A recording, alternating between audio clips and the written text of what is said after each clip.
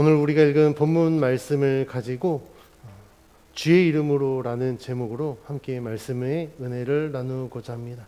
지난주 본문에서 예수님은 제자들에게 믿음을 강조하셨습니다. 예수님이 제자들에게 이 믿음을 강조한 이유에 대해서 오늘 본문을 시작으로 말씀하고 있습니다. 왜 내가 믿음을 강조하는지, 왜 믿음이 필요한지에 대해서 말씀하고 있습니다. 예수님이 제자들에게 믿음이 필요한 이유, 오늘 본문 12절에서는 이렇게 이야기하는데 12절 말씀 같이 한번 봉독해 봅니다. 시작.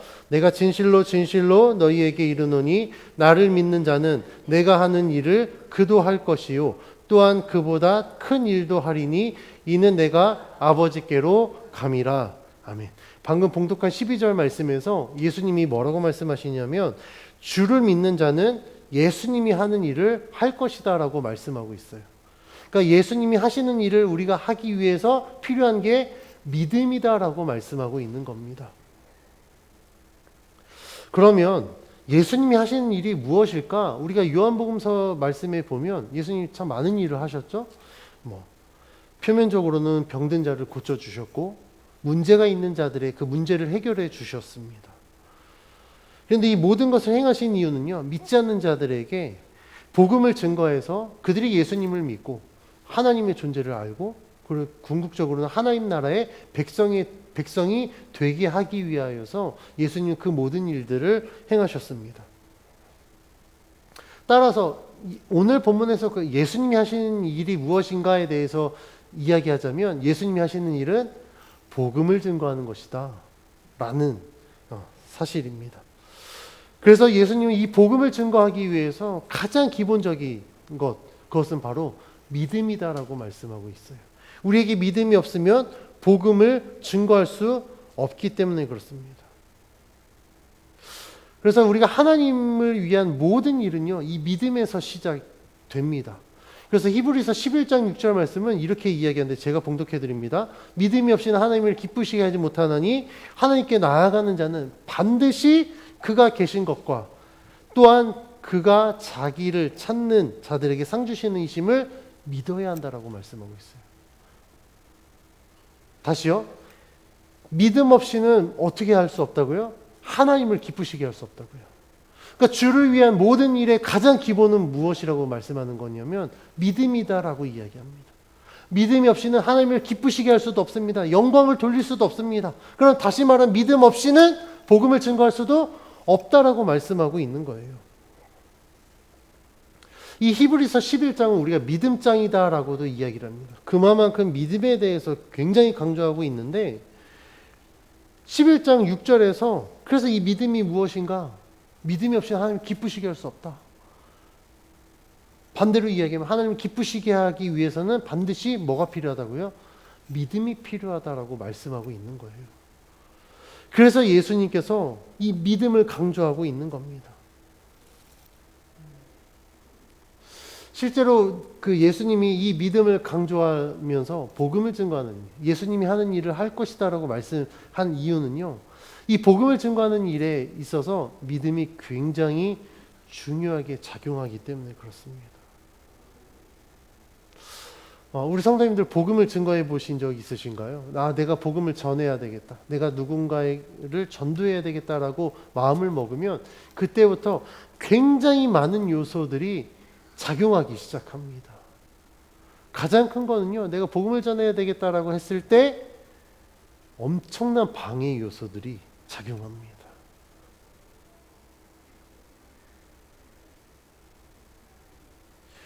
왜냐하면 여러 가지 많은 요인들이 있거든요. 저의 경우를 예를 들면 제가 복음을 전해야 되겠다라고 했을 때 엄청난 믿음이 요구되었었습니다. 지금의 제 모습을 보면 그 누구도 믿지 않고 동의하지 않겠지만 저는 사실 굉장히 내성적이고 굉장히 소심한 사람이었습니다. 누가 말 걸면요, 막 부끄러워서 말도 못하고 얼굴 빨개지고 도망가고 막 그런 사람이었었어요. 안 믿겨지시죠? 절대. 근데 그랬었습니다. 그런데 제 성격이 완전 180도 바뀌었던 계기는요. 제가 중등부 회장을 했을 때 이제 예배 끝나고 이제 중고등부 학생들끼리 이제 찬양의 시간을 갖고 이제 교제의 시간을 갖고 공과 공부를 했었거든요. 근데 그 찬양할 때 혼자 앉아 있는 사람도 있어요. 처음 온 사람들 아니면 그냥 엄마 아빠 때문에 그냥 억지로 교회에 나오는 애들, 오랜만에 교회 나오는 친구들이 없으니까 혼자 앉아요. 근데 그 찬양 시간에 그들을 찾아가서 그들이 중고등부에 적응할 수 있도록 섬기는 역할을 하자라고 했을 때 저는 너무 두려웠었습니다. 누가 말을 거는 것도 나는 굉장히 어려운데 내가 말을 걸으라고? 그들에게 먼저 다가가라고? 근데 중등부 회장으로서 그 역할들을 또 해야 되니까 그때부터 제가 하나님 앞에 얼마나 간절히 기도했는지 몰라요. 하나님, 이 일을 해야 되는데 저는 못합니다. 주님 제 성격 아시잖아요. 그때부터 하나님 앞에 기도했는데 그때 제 기도가 굉장히 간절했던 것 같습니다. 굉장히 셌나 봐요. 하나님 그때부터 제 성향을 바꾸시기 시작하는데 너무 많이 바뀌어서 이제는 정말 생판 모르는 사람도 제가 찾아갈 수 있습니다. 전혀 모르는 사람도요. 저는 정말 5분만 대화하면 저는 그 사람하고 친구가 될 수 있습니다. 그래서 사람을 만나는 게 두렵지 않은 이 성격으로 바뀌어버린 거예요. 그런데 그럼 성격만 바뀌면 정말 복음을 잘 전할 수 있을까? 그렇지 않더라고요. 왜냐하면 복음을 딱 전하려고 마음을 먹으면 그때부터 엄청난 이 방해가 시작됩니다. 내가 복음을 전해야 될 대상자와의 만남이 뭐 어그러진다든지 아니면 막 다른 이유로 나를 바쁘게 만들어 내가 그 사람에게 가지 못하게 만든다든지 뭐 여러 가지 막 많은 요소들이 작용하면서 그 사람에게 복음을 전하지 못하게 만듭니다. 때로는 평소에 대화는 굉장히 잘 됐는데 딱 복음을 전하려고 하는 순간 상대방의 귀를 그냥 닫아버립니다. 그러니까 이 복음을 전하는 일이 굉장히 어려운 일이에요. 그래서 믿음이 필요합니다. 그런데 믿음이 약한 자들은 어떻게 되냐면 딱 내가 복음을 전해야 되겠다라고 마음을 먹고 시작을 하려고 했을 때 이런 방해가 시작되면요 포기해버려요. 아이고 그냥 괜히 내가 복음 전한다고 예수님 얘기했다가 교회 얘기했다가 저 사람하고 관계 어그러지면 괜히 피곤하니까 그러니까 좋은 관계 유지하기 위해서 그냥 넣어두자. 그렇게 포기해버립니다. 그런데요 정말 믿음을 가진 자는요 그런 상황과 타협하지 않습니다.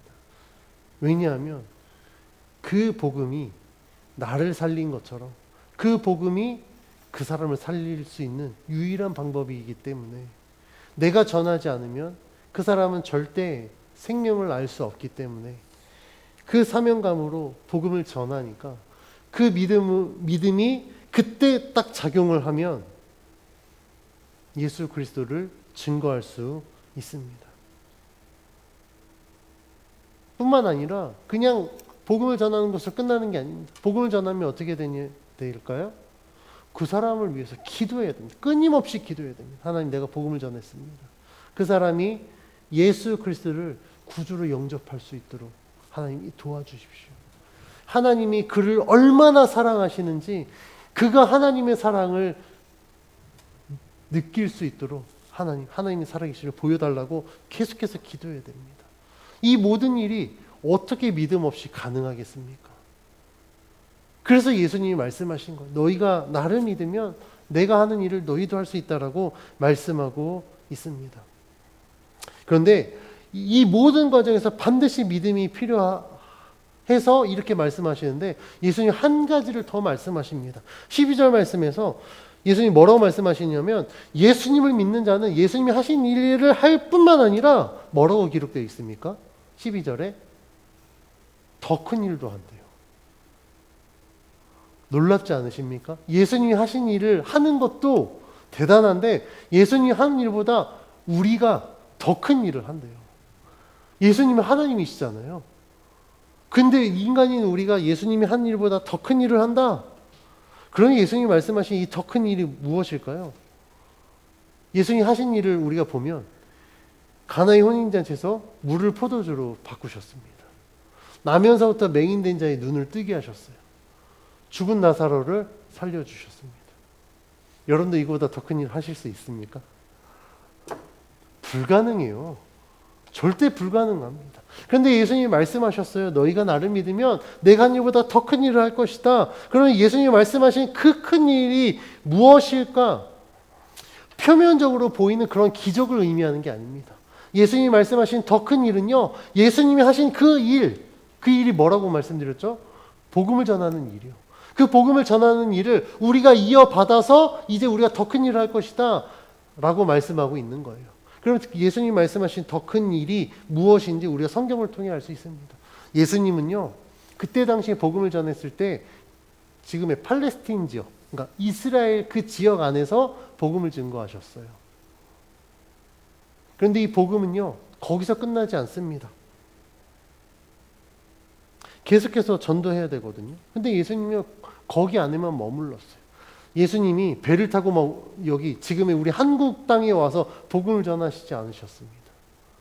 아니면 저 복음을 배를 타고 저 아메리카 대륙 가서 인디안들에게 복음을 전하지 못하셨어요. 예수님은 그냥 팔레스틴 지역 안에서 이스라엘 안에서만 복음을 전하셨습니다. 예수님이 말씀하신 예수님이 한 일보다 더 큰 일은 무엇이냐면 우리들에게 주어진 지상 명령인 복음이 예루살렘을 넘어서 전 세계에 증거되는 그 일을 말씀하시는 겁니다. 그래서 예수님은 승천하시기 전에 제자들에게 사도행전 1장 8절 말씀에서 이렇게 명하셨습니다. 제가 봉독해 드릴 텐데 혹시 외우고 계신 분들은 같이 봉독하시면 될 것 같습니다. 사도행전 1장 8절입니다. 오직 성령이 너희에게 임하시면 너희가 권능을 받고 예루살렘과 온 유대와 사마리아 땅끝까지 이르러 내 증인이 되리라 하시니라. 이게 예수님이 말씀하신 예수님이 하신 일보다 더 큰 일이라는 거예요. 예수님은 지금 예루살렘 안에 복음을 전하셨습니다. 그러면 그 이후에 나머지 일들은 누가 해야 되냐면 예수님의 제자들이 해야 되는 거예요. 예수님 믿는 자들이 해야 되는 겁니다. 그럼 그 복음이 어떻게 해요? 예루살렘을 떠나서 온 유대는 이제 갈릴리도 그렇고 저기 이스라엘 전역을 이야기하고 거기에 증거되면 그 다음은 사마리아. 그 다음에 거기 지나면 어떻게 해요? 이제 온 대륙, 전 세계. 그래서 땅 끝까지 이르러 내 증인이 되어야 된다라고 말씀하셨습니다. 그래서 이렇게 예수님을 믿는 자들이 복음을 계속해서 전하는 일이 곧 예수님이 말씀하신 내가 한 일보다 더 큰 일이다라고 말씀하고 있는 거예요. 예수님은 그냥 그렇게만 소개하는 것이 아니라 그러면 어떻게 우리가 그 큰 일을 할 수 있는지에 대해서 13절 말씀에 이렇게 이야기합니다. 13절 같이 한번 봉독합니다. 시작. 너희가 내 이름으로 무엇을 구하든지 내가 행하리니 이는 아버지로 하여금 아들로 말미암아 영광을 받으시게 함이라. 아멘. 예수님은 제자들이 예수님이 하신 일보다 더 큰 일을 할 수 있도록 그들에게 이렇게 말씀하셨습니다. 너희가 내 이름으로 구하는 무엇을 구하든지 내가 행할 것이다. 즉 예수님이 말씀하신 그 일을 행하기 위해서 우리들이 필요한 건 기도라고 말씀하고 있는 거예요. 그런데 우리가 여기에서 오해하면 안 될 부분이 있습니다. 내 이름으로 구하는 모든 것을 내가 행할 것이다 라고 이야기했다고 해서 우리가 정말 모든 걸 하나님 옆에 구한 것마다 이루어지지 않는다라는 거예요. 예를 들면 정말 내가 주의 이름으로 로또 당첨을 위해서 기도합니다. 로또 당첨될까요? 안 됩니다. 제가 아는 후배 전도사님이 정말 순수한 마음으로 교회가 성전 건축하는데 자기는 헌금을 못 내니까 로또를 긁어서 그거를 헌금 목표에 넣어서 냈다고 하더라고요. 간절히 기도했는데 안 됐습니다. 그러니까 우리가 오해하면 안 될 게 주의 이름으로 구하는 모든 것을 내가 행한다고 해서 주의 이름으로 로또 당첨을 위해서 기도하고 뭘 위해서 성공을 위해서 기도한다고 해서 다 이루어지는 게 아니에요. 13절 말씀에 예수님이 말씀하신 다 행하시겠다라는 전제 조건이 있습니다. 그것은 무엇이냐면 아버지로 하여금 아들로 말미암아 영광을 받으시는 일에 대해서 내가 다 행하겠다라고 말씀하고 있는 거예요. 즉 이건 무엇을 의미하냐면 나 자신을 위해서 구하는 모든 일을 주의 이름으로 구했을 때 행하겠다라는 게 아니라 주를 위하여서 우리가 구하는 그 모든 일을 주의 이름으로 우리가 기도하면 그것을 행하시겠다라고 말씀하고 있는 거예요. 이게 성경이 말하는 기도의 본질입니다. 우리가 기도에 대해서 오해하면 안 될 것이 예수님의 이름으로 구하면 다 들어주시겠지, 이건 굉장히 오해하는 거예요. 진짜 기도는요, 예수님이 말씀하신 것처럼 나 자신을 위해서 구하는 기도가 아니라 정말 하나님의 영광을 위해서 구하는 기도가 응답받을 수 있는 기도라는 겁니다. 그런데 사람들은요, 기도에 대해서 많이 오해하고 있어요. 기도라고 이야기했을 때, 내가 원하는 것을 내 힘으로 할 수 없으니까 하나님의 힘을 빌려서, 하나님의 능력을 빌려서 내 원하는 것을 이루기 위한 수단이 기도다라고 오해하고 있어요. 그런데요, 절대 그렇지 않습니다. 근데 사람들이 이렇게 기도에 대해서 이렇게 오해하다 보니 사람들이 어떻게 기도하냐면, 사업이 잘 되게 해달라고 기도하고요, 자녀들이 좋은 대학 가게 해달라고 기도하고요, 건강하게 무병장수하게 해달라고 기도하고요, 자신이 필요한 모든 것들 이룰 수 있게 해달라고 기도합니다. 내가 하나 이거 하고 있는데요, 정말 이거 어려움 없이 정말 순탄, 제가 정말 내 인생이 예수를 믿기 시작했으니까 하나님 내가 꽃길만 걷게 해달라고 기도합니다. 응답 받을 수 있을까요? 하나님 응답하실까요? 표면적으로는 기도의 모습을 갖췄습니다. 왜냐하면 예수님의 이름으로 했으니까. 그런데요, 이건 본질에서 벗어난 아주 잘못된 기도입니다. 물론 모든 것이 다 그렇지 않습니다. 왜냐하면요, 기도와 기도가 아닌 것에 차이점이 있거든요. 그 차이점은 뭐냐면 목적이 어디에 있느냐에 따라 기도가 될 수도 있지만 기도가 되지 않을 수도 있습니다. 저의 경우를 예를 들어 제가 설명을 드려볼게요. 제가 이제 개척을 했습니다. 하나님 앞에 기도합니다. 하나님, 개척했으니까 교회가 부흥될 수 있게 해주십시오. 정말 많은 성도가 모이고 우리 교회가 정말 부흥되게 해달라고 기도합니다. 자, 이 기도 어떠세요? 괜찮죠? 그런데 목적이 뭐냐에 따라 이게 기도가 될 수도 있고 아닐 수도 있습니다. 첫 번째, 만약에 제가 그렇게 기도를 합니다. 근데 이 왜 교회가 부흥되어져야 되느냐라고 했을 때, 정말 제가 정말 영혼을 구원하고 이 지역사회 복음화를 위해서, 정말 하나님의 영광을 위해서 하나님, 정말 많은 자들이, 복음이 필요한 자들을 우리 교회로 보내주시면 제가 정말 열심히 기도하고 그들을 섬기고 가르쳐서 그들이 정말 구원받아 하나님의 백성이 되게 하겠습니다라고 기도했을 때 이건 오케이겠죠. 하나님 응답하시겠죠. 그런데 그게 아니라 제가 목사가 됐고 교회도 개척했는데 엄청난 부흥이 있어야 제가 또 제 능력이 검증되지 않겠습니까? 참 능력이 있다. 또 그렇게 되면요, 여러 군데서 또 모셔가더라고요. 강사로 막 초청받아서 막 강의하고 막 교회 막 개척학교 막 이런데, 그리고 막 엄청난 부흥 운동, 전도 이런 거 막 강사로 다닙니다. 제가 그런 유명세 때문에 그 유명세를 타고 싶어서 교회 부흥을 위해서 기도한다고 했을 때 어떠십니까? 하나님 응답하실까요? 저는 절대 응답 못 받는다고 생각합니다. 왜요? 표면적으로는 교회 부흥을 위해서 기도했는데 그 목적이 하나님을 위한 게 아니잖아요. 나 자신을 위한 거잖아요. 이런 기도는요, 절대 응답받을 수 없습니다. 그래서 우리가 기도에 대해서 생각할 때 똑같은, 표면적으로 똑같은 내용이지만 그 목적이 어디 있느냐에 따라 예수님이 약속하신 것처럼 하나님 모든 것을 행하실 수 있는 기도가 될 수 있고 그렇지 못한 기도가 될 수 있습니다. 그래서 예수님이 말씀하시는 겁니다. 주의 영광을 위해서 구하는 모든 것은 내가 응답하겠다, 내가 행하겠다라고 약속하고 있습니다.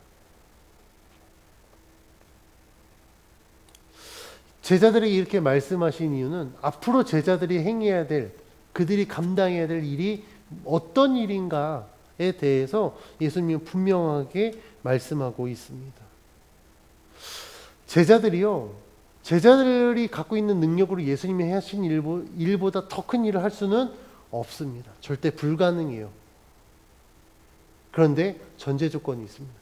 그들이 예수님이 하신 일보다 더 큰 일을 하기 위해선 그들이 기도해야 됩니다. 하나님, 내가 이 일들을 해야 되는데 나를 도와주십시오. 내가 이 일들을 감당할 수 있게 해주십시오라고 기도했을 때 하나님은 그들에게 하나님의 능력을 부어주셔서 역사하셔서 그들이 정말 예수님이 말씀하신 대로 복음을 땅끝까지 증거하는 믿음의 사도가 되게 하실 줄 믿습니다. 그렇다면 무엇이 하나님의 영광을 위한 일일까? 우리는 그것에 대해서 고민해 봐야 됩니다. 요한복음에서 이야기하고 있는 예수님이 행하신 일들 중에 아까 제가 말씀드렸던 물이 포도주가 변했고 나면서부터 맹인된 자의 눈이 떠졌고 막 죽은 나사로가 살아난 이 모든 일들, 그 일들 예수님이 왜 행하셨는지를 알면 무엇이 하나님의 영광을 위한 일인지 알 수 있습니다. 예수님이 그 모든 일들을 왜 하셨냐면 그걸 통하여서 하나님이 살아계시다라는 걸 보여주셨습니다. 하나님이 너를 이마만큼 사랑하셔.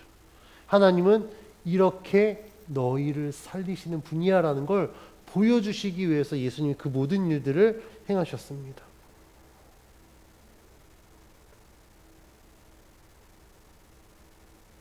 우리가 이 드러나 있는 기적에 초점을 맞출 것이 아니라 예수님이 그 일을 왜 행하셨는지, 그리고 그 일들을 통해서 어떠한 변화가 있었는지를 알아야 된다라는 겁니다. 하나님의 영광을 나타내는 것은 기적으로만 나타나지 않아요. 기적이 아니어도 하나님의 살아계심을 우리는 얼마든지 증거할 수 있습니다. 얼마든지 드러낼 수 있습니다. 그래서 성경은 우리들에게 말씀합니다. 하나님의 영광을 나타내는 삶을 살라고 이야기합니다. 그런데 어떤 성도님들은요, 하나님의 영광을 나타내는 삶을 살라고 이야기했더니 하나님의 영광을 나타내는 건 교회에서의 사역이야라고 국한시켜 버립니다. 그래서 교회에서 굉장히 열심히 합니다. 주어진 일들 열심히 해요. 그런데 교회 딱 문 밖에 나가면 언제 그랬냐는 듯이 자기 마음대로 삽니다.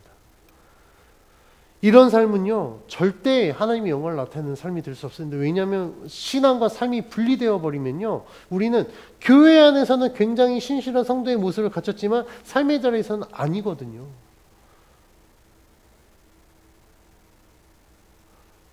교회 안에서만 주를 위해서 사는 게 성도의 삶이라고 말하지 않습니다. 진짜 성도의 삶은요, 우리들의 삶의 모든 것들이 다 하나님께 맡겨드리고 하나님이 주인 되었을 때 비로소 저 사람은 그리스도인이야라고 말씀하고 있는 겁니다.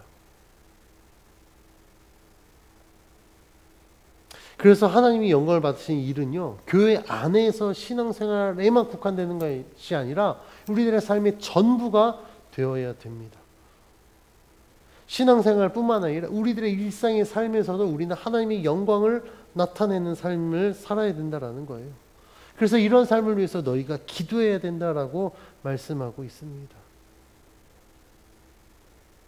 그러면 어떻게 하나님의 영광을 나타내는 삶을 위해서 어떻게 기도해야 될까?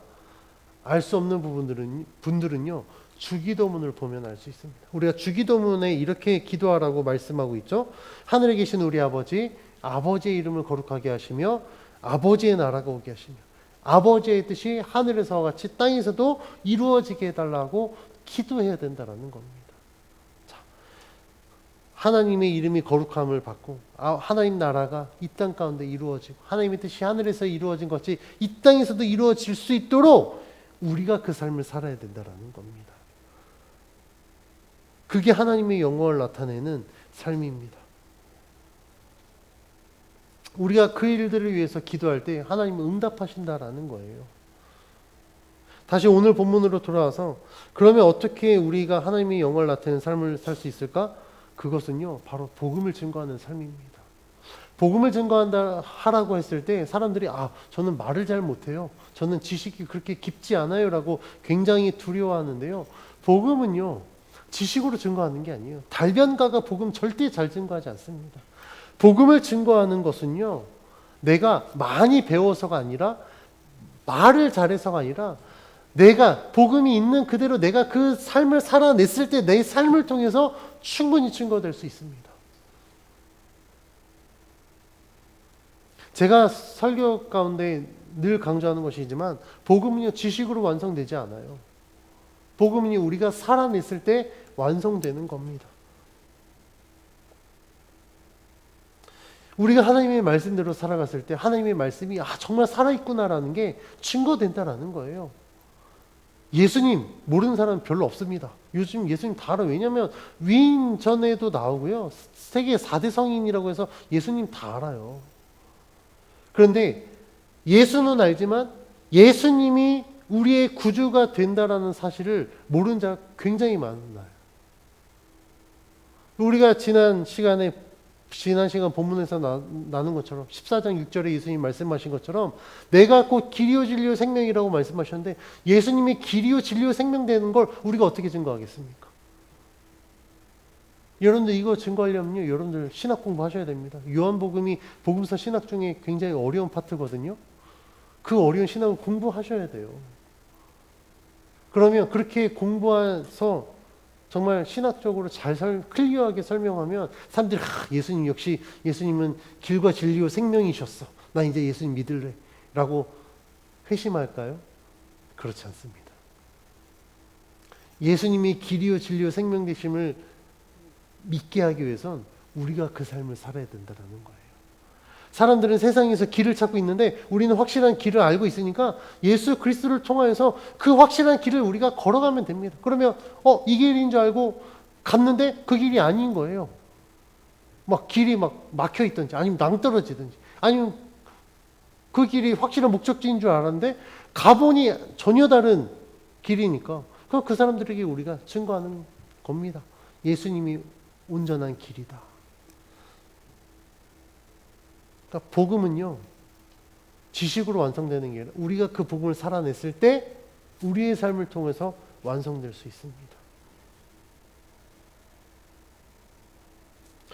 그러면 우리가 이렇게 복음을 증거하고 정말 예수님이 살아계신 길이요 진리요 생명 되심을 우리가 증거하기 위해서는요. 예수님이 행하신 것처럼 우리가 행하면 됩니다. 우리는요, 우리 스스로의 능력으로 예수님보다 더 큰 일을 할 수 없어요. 예를 들면 예수님이 복음서에서 하신 것처럼 예수님이 제자들의 발을 씻겨주셨습니다. 여러분들 제자들의 발을 씻겨주실 수 있으세요? 우리 정우 목사님, 이영 목사님 발 씻어주실 수 있으십니까? 사랑하면 할 수 있겠죠? 근데 쉽지는 않다라는 거예요. 제가 그때 설교 때도 말씀드렸지만 부모가 자식 어렸을 때부터 씻겨줬으니까 할 수 있어요. 그런데 자식이 부모 발 씻겨주는 것도요 어려운 일이에요. 부부가 하는 것도 어렵습니다. 근데 스승이 제자 발 씻겨주는 거 절대 쉬운 일 아닙니다. 그런데 우리가 예수님보다 더 큰 일을 할 수 있다고요? 불가능한 일이에요. 예수님은요, 우리를 살리기 위해서 십자가에 못 박혀 죽으셨습니다. 자기 자신을 내어주셨다고요. 여러분들 타인을 위해서, 다른 사람을 위해서 여러분들 목숨 내어주실 수 있으십니까?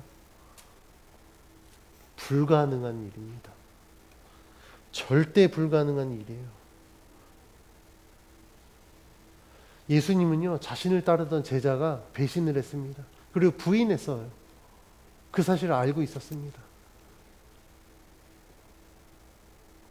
심지어 그들이 그렇게 했고요. 예수님은 십자가에 못 박혀 죽으시고 부활하셔서 그 제자들을 심지어 찾아가셨어요. 여러분들을 배신한 자가, 여러분들을 부인한 자가 여러분들 다시 찾아왔을 때 여러분들 그들을 용납할 수 있으십니까? 절대 쉽지 않습니다. 가능은 할 수 있겠어요. 근데 절대 쉬운 일은 아닙니다. 그런데 주님이 우리들에게 말씀하십니다. 우리가 그 일들을 해야 된다라는 거예요. 우리 의지로 쉽지 않은 일을 주님이 우리들에게 하라고 말씀하십니다. 그럼 우리가 어떻게 할 수 있겠습니까? 기도해야 되겠죠. 믿음이 필요하다라는 거예요. 그래서 주님이 말씀하신 겁니다. 너희가 나를 믿으면 내가 한 일을 할 수 있는데 의지로는 불가능하니 너희가 나에게 기도해라. 주의 영광을 위해서 너희가 나에게 기도하면 내가 너희를 돕겠다. 내가 그 일을 행하겠다라고 말씀하고 있습니다. 참 이런 말씀을 들으면 굉장히 큰 도전이 되고 책임감이 있습니다. 그래서 전 늘 하나님 앞에 기도하거든요. 그런데 이번 주에 제 주변에 좀 굉장히 큰 일들이 좀 몇 가지가 있었습니다. 정말 절실한 기도가 필요해서 제가 기도했고 제 주변의 목사님들에게 기도 요청을 했습니다. 정말 간절히 기도했거든요. 그런데 그 기도를 하는 가운데 이제 제가 그 기대한 일들이 있잖아요. 또 생각한 것들이 있고 그렇게 역사하시면 하나님 이렇게 응답해 주시고 역사하시면 하나님 너무 좋겠습니다. 근데 그게 사실 제 이익은 전혀 없거든요. 그건 정말 제가 기도해야 될 그 대상자들이 이렇게 응답해 주시면 하나님 그들이 정말 더 믿음으로 설 수 있을 것 같고 예수를 믿을 수 있을 것 같고 그래서 제가 정말 하나님 앞에 간절히 기도했고 제 주변에 목회자들도 기도해 주셨습니다.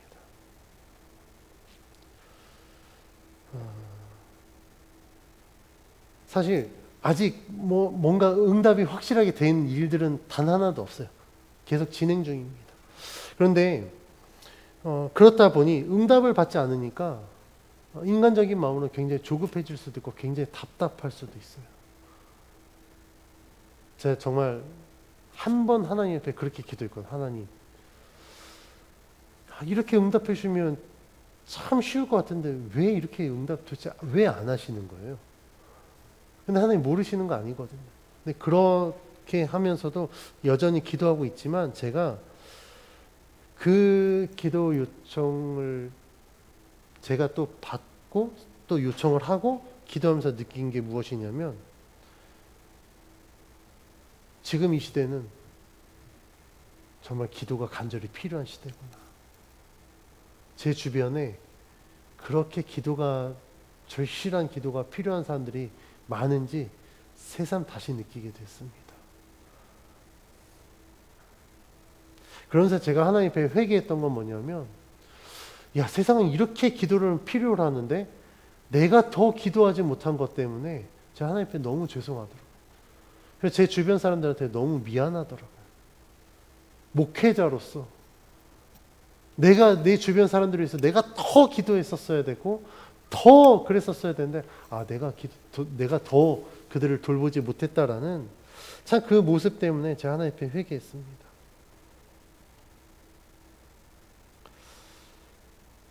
사실 기도하고 있지만 여전히 하나님 앞에 좀 서운함이 조금 있기는 합니다. 그런데요. 그럼에도 불구하고 제가 하나님 앞에 포기하지 않고 기도하는 건 하나님은 단 한 번도 실수하지 않으신 분이시라는 걸 제가 믿기 때문에 그렇습니다. 하나님은 나의 생각보다 훨씬 더 큰 생각을 더 뛰어난 일들을 행하시는 분이시거든요. 그러니까 제가 생각한 대로 제가 계획한 대로 탁탁탁탁 하는 게 저는 가장 베스트라고 생각하겠지만 하나님은 그보다 더 훨씬 더 완벽한 완전한 베스트를 갖고 계시는 거예요. 그 일들을 이루시기 위해서 지금 하는데 제 생각하고 틀어지니까 하나님 어떻게 이루실 수 있어요? 라고 말할지 모르겠습니다. 그런데 저는요 하나님 앞에 그렇게 말하지 않습니다. 그냥 믿어드리는 거예요. 그러면서 제 마음속에 갖고 있는 건 무엇이냐면 기대함이 있습니다. 왜냐면 제가 지금까지 제가 살면서 정말 이보다 더 최악의 상황들도 제가 많이 경험했거든요. 근데 그럴 때마다 하나님을 원망하기보다 서운하기보다 내가 주님을 신뢰합니다. 하나님 분명한 뜻이 있겠죠. 그렇게 믿어드렸을 때 하나님은요 제가 계획한 것보다 훨씬 더 완전한 일들로 늘 행하셨기 때문에 그 하나님을 믿음으로 기도하는 겁니다. 그래서 제가 지금도 그렇게 기도합니다. 하나님 정말 정말 최악의 상황으로 갈지라도 하나님은 여전히 살아계십니다. 하나님은 가장 완전한 길로 인도하실 줄 믿고 제가 기도합니다. 그런데 만약에 이런 상황에서 우리가 믿음으로 기도하지 않고 세상 사람들과 똑같이 내가 이런 어려움을 겪고 있으니까 이런 답답한 상황들 때문에 근심하고 염려한다면 우리를 바라보는 믿지 않는 자들이 과연 예수님을 믿을 수 있을까? 저는 절대 불가능하다고 봅니다. 왜냐하면 우리 예수 믿는 사람들에게는요, 믿지 않는 자들이 동경할 만한 프리미엄이라는 게 있어요. 왜냐하면 우리는 믿는 구석이 있잖아요. 그러니까 세상 사람들은 막 근심하고 염려하고 막 불안해해도 우리는 동요되지 않습니다. 왜냐하면 우리는 하나님을 믿으니까.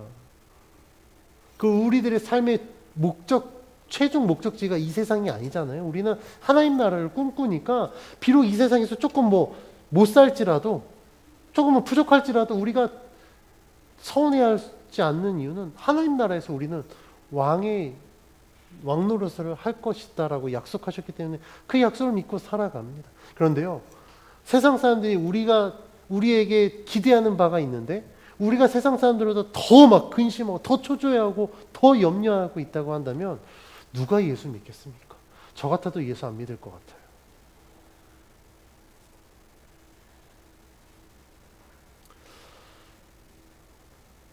그런데요, 우리들에게 주님이 말씀하신 것처럼 이러한 명령이 주어진 겁니다. 우리가 말씀대로 살면 나머지 일은 하나님이 행하시는 겁니다. 우리가 구별되지 못하고 세상보다 우리가 더 세속적으로 살면 사람들은요, 예수 안 믿어요. 교회가 왜 욕먹는지 아십니까? 교회가 세상보다 더 많은 불법을 행했기 때문에 그래요. 저는 분명히 이야기합니다. 외국 말고 한국 교회가요, 너무 부자예요. 한국 교회에 재산이 너무 많습니다. 웬만한 대기업 못지않게 재산 갖고 있는 교회들도 많아요. 그러다 보니 교회가 더 세속화됐습니다. 더 변질돼 버렸어요. 그러니까 사람들이 욕합니다. 교회가 뭐 저래? 믿는 사람들은요, 예전에 우리 신앙의 초대 믿음의 선진들은요, 정말 말씀으로 삶을 살았어요. 경영을 해도 말씀으로 경영을 했다고요. 근데 지금은요, 안 그래요. 어디 그 장로님이 경영하는 회사 가보면 직원들이요, 다 예수 안 믿습니다. 왜요? 그 자기네 대표인 그 장로 때문에요. 교회에서는 장로라고 막 하는데 회사에서는 완전 세상에 어떻게 저럴 수 있나 싶을 정도로 하니까 예수 안 믿습니다.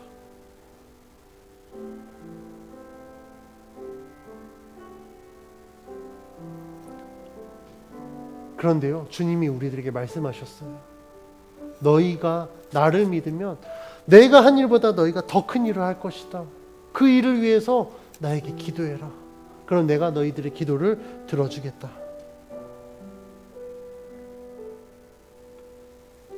그래서 그리스도인들에게는 온전한 믿음이 있어야 됩니다. 비록 내가 계획하고 내가 원하는 대로 하나님이 이루시지 않고 있다고 할지라도 그것 때문에 근심하고 염려할 것이 아니라 더 믿음으로 하나님 앞에 기도해야 됩니다. 하나님은요, 내가 원하는 대로 이루시는 분이 아니라 하나님이 계획하시고 하나님이 뜻하신 대로 이루시는 분이십니다. 하나님의 역사는요, 내가 생각한 것보다 더 완전한 것으로 역사하시기 때문에 우리는 그 하나님이 그렇게 일하시고 역사하실 줄 믿고 기도할 수 있는 믿음이 필요합니다. 그래서 우리들은요, 세상과 다른 방법으로 살아야 됩니다. 세상보다 더 하나님을 믿고 신뢰하고 우리들의 삶을 통하여서 정말 하나님이 살아계시다는 걸 믿음으로 보여주는 그런 삶을 살아야 됩니다. 그렇게 될 때 믿지 않는 자들이 우리를 통하여서 하나님의 살아계심을 경험하게 될 겁니다. 믿지 않는 자들이 우리를 통해서 복음의 능력을 경험하게 될 줄 믿습니다. 그래서 주님이 우리들에게 말씀하신 거예요. 너희가 내 이름으로 기도해라. 그럼 내가 행할 것이다. 저는요, 이 말씀이 얼마나 큰 위로가 되는지 몰라요. 주님이 우리를 위해서 일하신다잖아요. 우리가 믿음으로 구하면 주님이 일하시겠다잖아요. 단 한 번의 실수가 없으니 가장 완전하신 주님이 일하시는데 얼마나 든든합니까? 비록 나는 가진 게 없습니다. 내가 할 수 있는 게 아무것도 없습니다. 그런데요, 그 상황 가운데 주님이 나를 위해서 일하신다면 우리는 당연히 믿고 가야 됩니다.